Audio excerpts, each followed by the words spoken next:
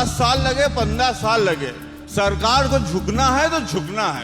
तो हम कर्मचारी एनपीएस का पुरजोर विरोध करते हैं। सरकार सिर्फ ये करती है जब जब हम लोग धरना देते हैं तो एनपीएस में थोड़ा सा संशोधन कर देती है। दिल से मैं कह रहा हूँ ये सब हम लोग को गुमराह कर रहे हैं। तो हमें बेटर नहीं चाहिए, हमें वही पुरानी वाली दे दो ना, हमें जो बेकार है। एक बार एक विधायक बनते हैं पेंशन लेते हैं, सांसद बन जाते हैं तब भी पेंशन लेते हैं, मंत्री बन जाएंगे उसका भी पेंशन लेंगे, अलग अलग इनको पेंशन होगा।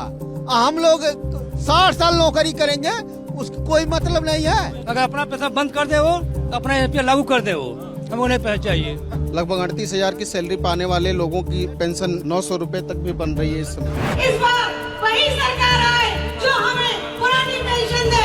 हमको पेंशन चाहिए और चाहे नेता अपनी पेंशन छोड़ें, ले ना ले, लेकिन हम पेंशन लेके ही रहेंगे। इस सरकार से पेंशन हमको चाहिए, हम पेंशन लेंगे और सरकार या तो 24 में अब की बार देगी पेंशन हमको तो आएगी, और अगर पेंशन हमको नहीं देगी तो ये सरकार भी जाएगी। मुझे नई पेंशन स्कीम का एक फायदा गिनवाइए। भाई सरकार ने बनाई होगी, एक आध तो फायदा होगा ही। मुझे कोई भी फायदा नहीं दिखता है इसमें, ये सिर्फ हमारे ऊपर थोपी गई है। हमारे माननीय विजय बंधु जी हर स्टेट को, पूरे भारत को लमसम जगा ही चुके हैं। जैसे संजय दत्त ने गाना गाया था, झुकती है दुनिया झुकाने वाला चाहिए, तो वो हमारा हीरो है, वो सरकार को झुका ही के रहेगा। ओल्ड पेंशन स्कीम की बहाली को लेकर देश भर के जो विभिन्न राज्य हैं वहां से अलग अलग एम्प्लॉयज यूनियन के लोग जो हैं आज यानी रविवार के दिन दिल्ली के रामलीला मैदान पर इकट्ठे हुए थे। लेकिन जब तक हम रामलीला मैदान पहुंचे तो वहां से तमाम लोग जो है जा चुके थे। पता चला कि अलग अलग शहरों से आए हैं, चूंकि तो स्टेशन पर मिलेंगे। तो स्टेशन पर हम पहुंचे हैं और यहाँ पर जो लोग यहाँ पर इकट्ठा हुए थे रामलीला मैदान में, उनसे बात करते हैं। तो चलिए सर, सबसे पहले तो आपसे समझते हैं, बताइए कुछ दिल्ली मेट्रो का एक इंसिडेंट बता रहे थे, क्या हुआ जब यहाँ कहाँ से आए ये बताइए पहले। सर मेरा नाम वरुण चौधरी है, मैं कानपुर ऑर्डिनेंस फैक्ट्री से हूँ और मैं कानपुर से कल चला था रात में। उसके बाद सुबह मैं ट्रेन से उतरा, उसके बाद मैं मेट्रो से पकड़ के रामलीला ग्राउंड आ रहा था। तो मेट्रो में घुसते ही मेट्रो वाले ने बोला नहीं, आप ये टी शर्ट ये टोपी पहन के मेट्रो के अंदर नहीं जा सकते, मेट्रो में किसी भी प्रकार का प्रचार पे पाबंदी है, आप ये टी शर्ट और टोपी उतार के जाइए। फिर क्या किया आप? तो हमने पूछा सर जिसके पास एक टी शर्ट है और वही पहन के आया है तो वो क्या करेगा? मान लीजिए जिसके पास है वो तो दूसरी पहन लेगा और जिसके पास नहीं है तो बोले तो ऐसा करिए इस टी शर्ट को उल्टी करके पहन लीजिए। तो हमने कहा सर ठीक है, बोले नहीं तो हम तुमको एनपीएस को लट करके ओपीएस करने आए हैं। ये बहुत सही बात बोली। ये बताइए, अब जो आम आदमी आपको देख रहे हैं जिनको नहीं पता है उनको ये बताइए, रामलीला मैदान में देश भर से लाखों की तादाद में बोल सकते हैं? लाख तो पिछली बार हम लोग थे। अच्छा, भीड़ तो बहुत थी। 5 गुना 10 लाख। अच्छा चलिए, लाखों में अभी भी आता है। तो लाखों लोग क्यों इकट्ठा हुए थे, ये थोड़ा विस्तार से बताइए। इसीलिए इकट्ठा हुए थे कि एनपीएस को ओपीएस में बदलना है। हम लोग बहुत सालों से मांग कर रहे हैं, 18 में कई बार धरना दिए, हम लोग जंतर मंतर पे धरना दिए, लगातार अलग अलग प्रदेश का अलग अलग दिन निर्धारित था, 15 दिन तक धरना चला था। उस समय बजट का सत्र चलने वाला था, फिर भी सरकार चेती नहीं। सरकार सिर्फ ये करती है जब जब हम लोग धरना देते हैं तो एनपीएस में थोड़ा सा संशोधन कर देती है, बस वो लालीपाप देती रहती है कि नहीं अब एनपीएस बहुत अच्छा हो गया, बस यही करती है। लेकिन हम लोग बस वही चाहते हैं कि हूबहू पुरानी पेंशन जैसे पहले थी वैसे फिर अब भी मिलने लगे। 2004 से पहले? 2004 से पहले जैसे थी वैसे ही फिर से मिलने लगे। अच्छा, मुझे ये बताइए कि नई पेंशन स्कीम जो है उसके क्या घाटे हैं, ये बताइए। पहले तो मार्केट, एनपीएस जो है मार्केट पे आधारित है, इसमें सिक्योरिटी नहीं है। और ओपीएस में ये निश्चित था कि हमारे सैलरी का 50% जो है हमारे रिटायरमेंट के बाद पेंशन बनेगी। अब ये शेयर मार्केट पे आधारित एनपीएस है, इसमें कोई श्योरिटी नहीं है कि कितना आएगा, शेयर मार्केट डाउन होगा, जीरो होगा, पेंशन की नहीं। अभी देखिए लगभग 38,000 की सैलरी पाने वाले लोगों की वो पेंशन 1100 रुपये 900 रुपये तक भी बन रही है इस समय। हाँ बोलो भैया, इनकी सुन लेते हैं, आपके पास आते हैं, बताइए क्या क्या फायदे हैं और क्या घाटे? भी ये कहती है कि न्यू पेंशन बहुत बेटर है, तो हमें बेटर नहीं चाहिए, हमें वही पुरानी वाली दे दो ना, हमें जो बेकार है बस हमें वो चाहिए। क्योंकि हमें जो मान लीजिए अब रिटायर हो रहे हैं, जो हमारे जो कर्मचारी 2004 के बाद रिटायर हो रहे हैं, वह कितना पेंशन पा रहे हैं? 1000 रुपये, 500, 700। ये बताइए कहाँ का क्या है? अच्छा, एक बात बताइए, कोई नई योजना आती है तो उसमें कुछ ना कुछ सोचा जाता होगा, कुछ फायदे होते होंगे। जब स्कीम आई थी तब क्या आप लोगों को बताया गया, क्या फायदा है? को कुछ नहीं बताया गया था। ये बताया गया था कि न्यू पेंशन जबरदस्ती लागू किया गया, थोपा गया था। क्यों भाई साहब? जबरदस्ती हम लोगों को थोपा गया था। नेता भी, सांसद, विधायक अगर अपने ले लें, मान ली लोग अपने ये लागू करें तो हम लोग स्वच्छता ले लेंगे। सांसद विधायक अगर ले रहे हैं तो हम अपने स्वच्छता ले रहे हैं। माइक में अरे एक मिनट, माइक में एक बार में एक ही की आवाज आएगी, तो इसलिए आप बताइए क्या। एक बार एक विधायक बनते हैं पेंशन लेते हैं, सांसद बन जाते हैं तब भी पेंशन लेते हैं, मंत्री बन जाएंगे उसका भी पेंशन लेंगे। अलग अलग इनको पेंशन होगा। हम लोग 60 साल नौकरी करेंगे, उसका कोई मतलब नहीं है। कोई मतलब नहीं है भैया। शेयर बाजार में तो देखिए, हमको पैसा नहीं चाहिए। अगर नेताओं को पैसा बंद हो जाए, हमको नहीं चाहिए पैसा, सीधी बात है वो। अगर अपना पैसा बंद कर दे वो, अपना एनपीएस लागू कर दे वो, हमको नहीं पैसा चाहिए। ठीक है, ठीक है, ठीक। चलिए हम जरा वापस आ जाते हैं। ये बताइए आप, जब रामलीला मैदान में आज सब इकट्ठे हुए, तमाम कई लोग आए, दीपेंद्र हुड्डा आए थे, संजय सिंह आए थे, तमाम लोग आए थे, क्या डिस्कशन हुआ, क्या बात हुई? देखिए सर, जैसे पिछले 2018 में मैं आया था, संजय सिंह जी भी आए थे आम आदमी पार्टी के, और मुख्यमंत्री अरविंद केजरीवाल जी से भी आए थे। ये लोग भी हमें लगा लॉलीपॉप दे रहे एक तरह से। केंद्र शासित दिल्ली है, आप यहाँ के मुख्यमंत्री हो। अभी आपकी पंजाब में आपने वादा किया, विजय बंधु जी ने, अटेवा ने पूरा मेहनत किया, एनपीएस वालों ने साथ दिया, आज सरकार बदली है, वहाँ अभी हमें लग रहा लॉलीपॉप ही चल रहा है। हमारा तो केंद्र सरकार से एक ही मांग है, सांसद विधायक जैसे अभी आदरणीय भाई साहब कह रहे थे, हमें इससे मतलब नहीं, इनके पास और भी साधन है जीविका के, हमारे पास नहीं है। हम 40 साल सर्विस करते हैं, हमें 1972 एक्ट में जो कानून बना था पुरानी पेंशन का, हमें वही चाहिए। उसके बिना हम कोई समझौता करेंगे नहीं। ये सरकार आज नहीं झुकेगी।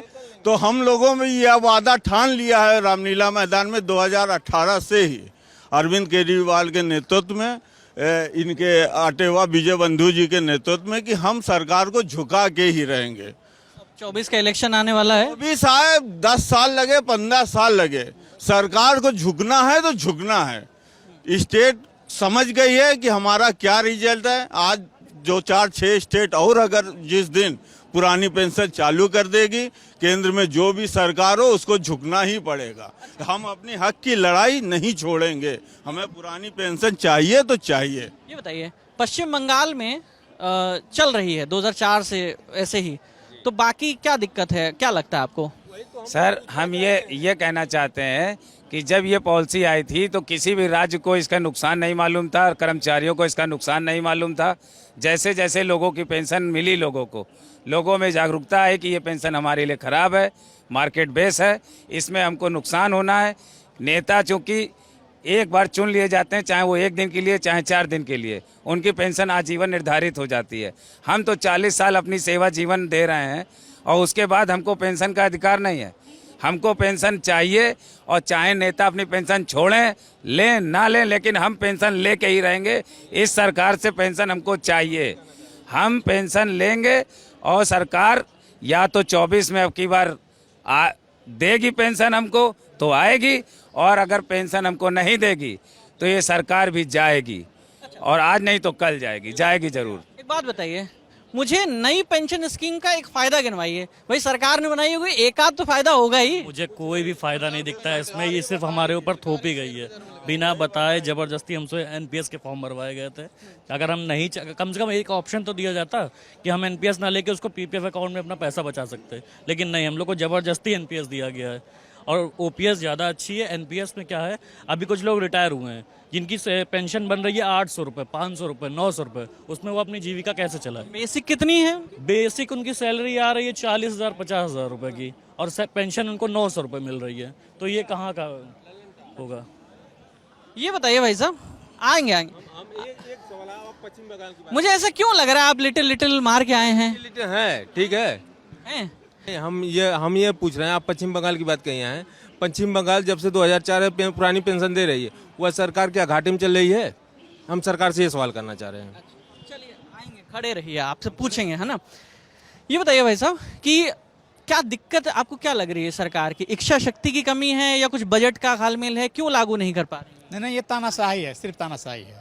सरकार जो है हर जगह आप देखते होंगे, सिर्फ हम पेंशन कर्मचारियों नहीं, हर जगह जो है सरकार के खिलाफ जो बोलता है सरकार उसको दबाना चाहती है।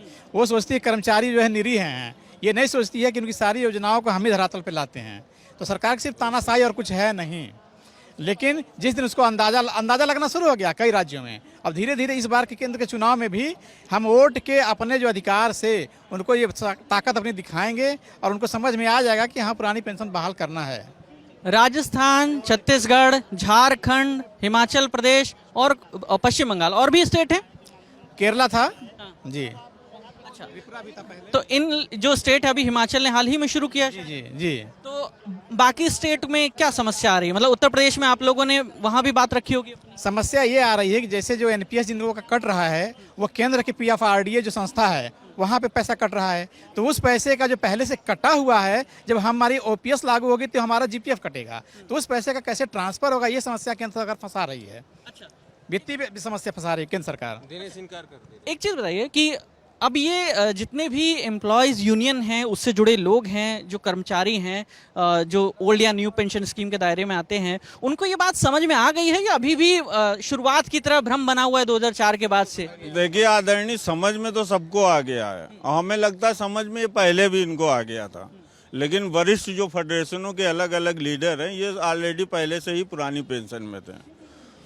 और आज भी हम भी एक अलग यूनियन से हैं, आप भी होंगे और लोग भी होंगे, लेकिन दिल से मैं कह रहा हूँ ये सब हम लोग को गुमराह कर रहे हैं, सारी जितनी फेडरेशनें हैं।